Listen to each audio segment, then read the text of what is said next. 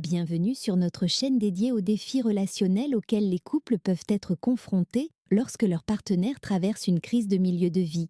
Ici, nous explorons les complexités de ces périodes de transition, offrant des perspectives et des conseils pour naviguer ensemble vers une compréhension mutuelle. Si vous trouvez nos contenus pertinents, n'hésitez pas à vous abonner et à activer les notifications pour rester informé de nos prochaines vidéos. Un jour, vous vous sentez forte, pleine d'énergie et de rêves à concrétiser. Le lendemain, vous êtes fatigué, démotivé et submergé par une sensation de vide. Parfois, vous ressentez un immense besoin de renouveau, mais aussitôt, une peur irrationnelle du changement vous paralyse.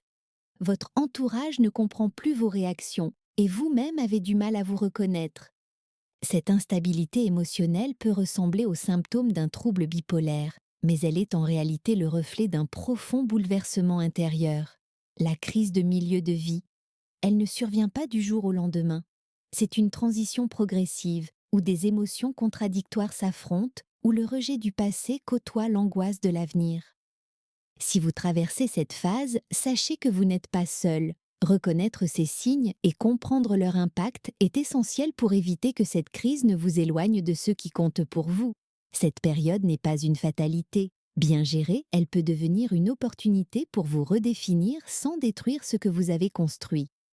Signe numéro 1, insatisfaction générale. Rien ne va comme je veux. Chaque détail m'agace. Je ressens une lassitude permanente et je ne sais pas pourquoi.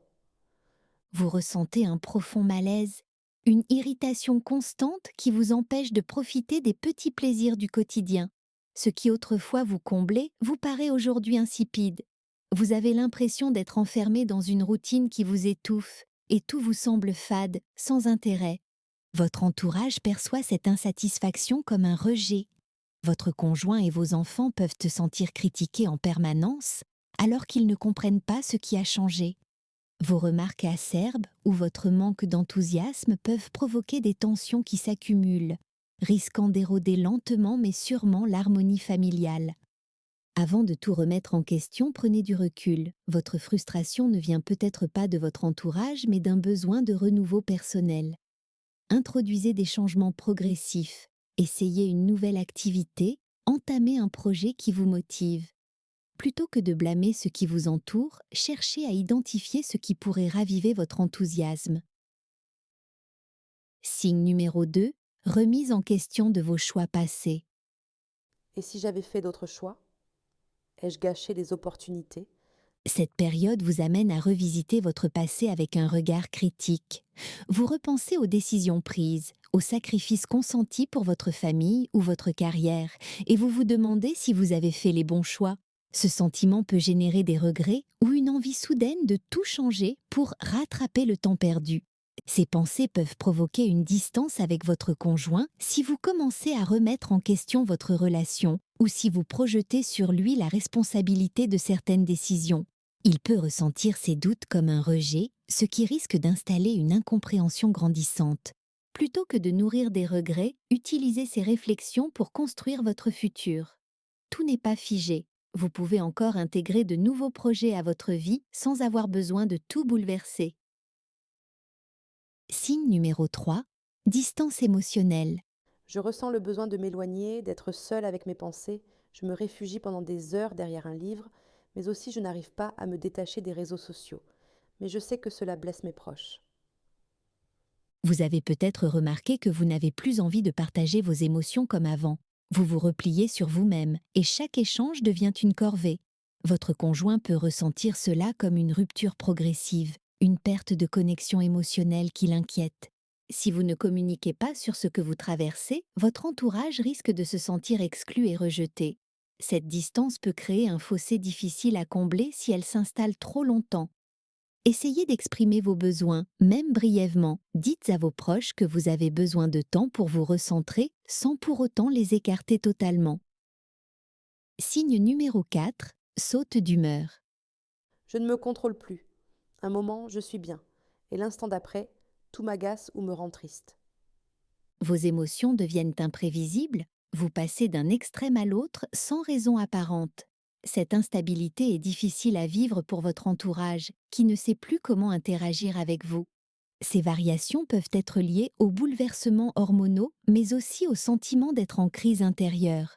Elles peuvent provoquer des conflits avec votre conjoint qui se sent impuissant face à vos réactions excessives. Reconnaître ces changements est une première étape. Trouver des moyens d'évacuer ces émotions. Sport, méditation, discussion avec un proche de confiance. Apprendre à gérer ces fluctuations évitera d'abîmer vos relations. Signe numéro 5. Perte ou quête de nouveautés dans la sexualité. Je ne ressens plus de désir, ou au contraire, j'ai envie d'intensité et de nouvelles expériences. Votre rapport à la sexualité change brusquement. Soit vous perdez tout intérêt, soit vous ressentez une envie soudaine d'expérimentation. Ces transformations peuvent être liées à un besoin de se sentir désiré à nouveau, de retrouver une sensation de vitalité. Cela peut générer des tensions dans le couple. Votre partenaire peut se sentir rejeté, ne plus savoir comment vous approcher. À l'inverse, une recherche soudaine d'aventure peut être perçue comme un signal d'alarme par votre conjoint. Le dialogue est essentiel. Parlez de ces changements sans tabou pour éviter qu'ils ne créent une fracture irrémédiable. Signe numéro 6. Changement de priorité. Avant, je faisais toujours passer ma famille en premier. Mais aujourd'hui, j'ai envie de penser à moi. J'ai l'impression d'avoir trop donné et d'avoir besoin de retrouver qui je suis. Vous ressentez peut-être un besoin urgent de changement. Là où votre famille était votre priorité, vous vous surprenez à aspirer à autre chose. Ce n'est pas nécessairement un rejet de votre entourage, mais plutôt une quête d'individualité, une envie de recentrer votre énergie sur vous-même. Ce changement peut être difficile à comprendre pour votre conjoint et vos enfants, qui vous ont toujours connu impliqués dans votre rôle de mère ou d'épouse. Ils peuvent avoir l'impression que vous les abandonnez, alors que pour vous, il s'agit simplement d'un besoin d'évolution. Plutôt que de tout rejeter en bloc, essayez d'exprimer ce que vous ressentez. Trouvez un équilibre entre votre quête personnelle et vos engagements familiaux. Expliquez que ce n'est pas une rupture, mais une adaptation nécessaire à votre bien-être. Signe numéro 7. Désintérêt pour les relations existantes. Je ne ressens plus le besoin de voir certaines personnes. Nos conversations ne l'intéressent plus. J'ai envie de rencontrer d'autres gens, de parler d'autres choses. Vous vous éloignez de certaines amitiés qui faisaient autrefois partie intégrante de votre vie. Ce n'est pas une décision consciente, mais vous ressentez un décalage, comme si vous ne trouviez plus d'intérêt dans ces échanges. Vous pouvez être attiré par de nouvelles personnes, par des discussions qui semblent plus alignées avec ce que vous traversez actuellement. Vous n'hésitez pas non plus à renouer avec vos premiers amours. Ce changement peut laisser vos proches perplexes et blessés. Ceux qui vous ont soutenu dans le passé ne comprennent pas pourquoi vous semblez soudainement distante ou indifférente. Avant de couper des liens, demandez-vous si c'est un besoin réel ou une réaction temporaire. Vous pouvez intégrer de nouvelles relations sans abandonner celles qui ont compté pour vous. La communication est clé. Expliquez vos ressentis pour éviter que vos amis ne se sentent rejetés. Signe numéro 8. Critiques accrues. Pourquoi ça, c'est toujours moi qui dois penser à tout? Personne ne fait jamais les choses comme il faut. Tout devient sujet à reproche. Vous remarquez davantage les défauts des autres qu'il s'agisse de votre conjoint, de vos amis ou de vos collègues. Vous vous agacez plus facilement des comportements de vos enfants. Ce qui passait inaperçu autrefois vous semble maintenant insupportable. Vos proches peuvent se sentir constamment jugés et sur la défensive. Cette accumulation de tensions peut provoquer des disputes et un climat familial pesant. Sur votre lieu de travail, votre comportement peut être considéré comme toxique, ce qui crée un risque pour la suite de votre carrière.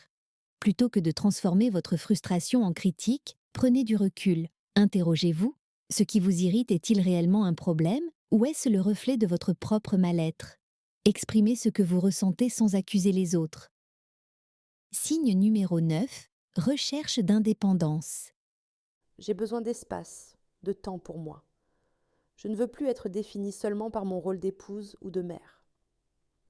Vous avez un besoin croissant d'autonomie. Ce que vous faisiez naturellement avec votre famille ou votre conjoint vous semble maintenant pesant, comme si vous aviez besoin de vous retrouver seul. Vous souhaitez prendre des décisions par vous-même sans devoir justifier chaque choix.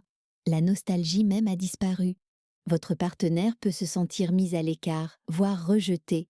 Il peut ne pas comprendre pourquoi ce besoin d'indépendance apparaît soudainement et craindre qu'il cache une envie de séparation. Il est important d'expliquer que cette indépendance n'est pas une rupture, mais un besoin de redéfinition de soi. Trouvez des activités qui vous épanouissent tout en maintenant des moments de partage avec votre entourage. Signe numéro 10. Changement physique ou d'apparence.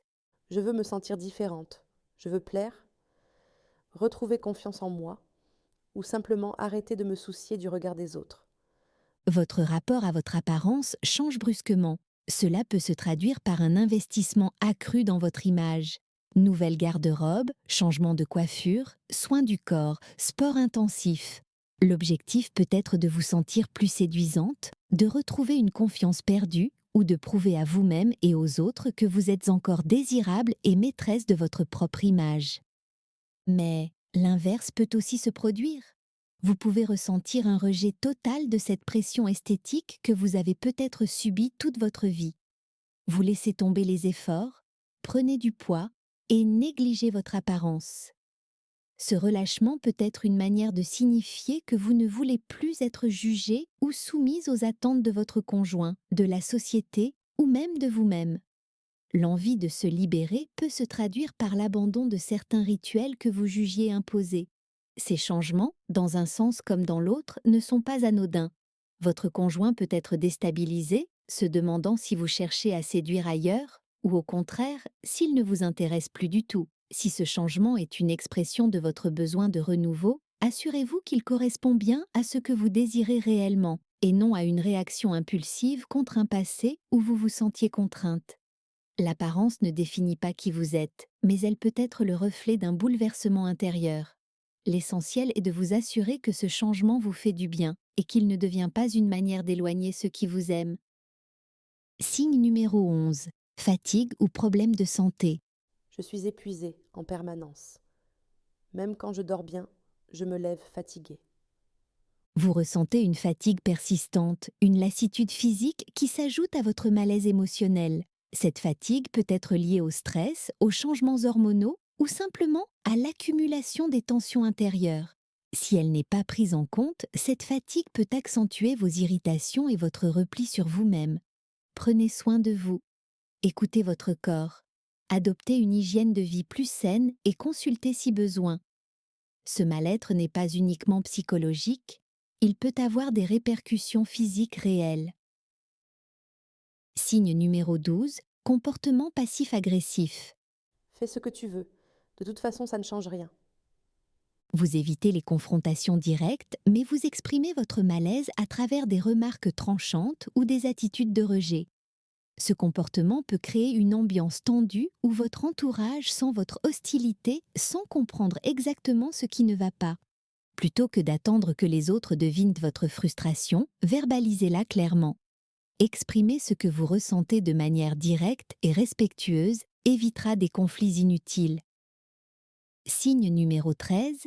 Idéalisation d'une vie différente.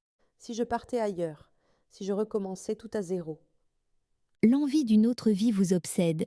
Vous fantasmez sur un nouveau départ, loin de votre quotidien. Ce désir de renouveau est normal, mais il peut devenir destructeur s'il vous pousse à voir votre vie actuelle comme un fardeau. Avant de prendre des décisions radicales, introduisez des changements plus progressifs.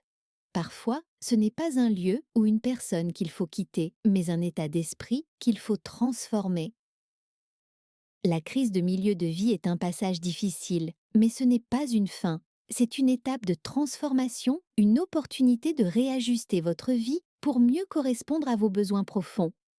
Prenez le temps de comprendre ce que vous ressentez et d'exprimer vos émotions avec bienveillance.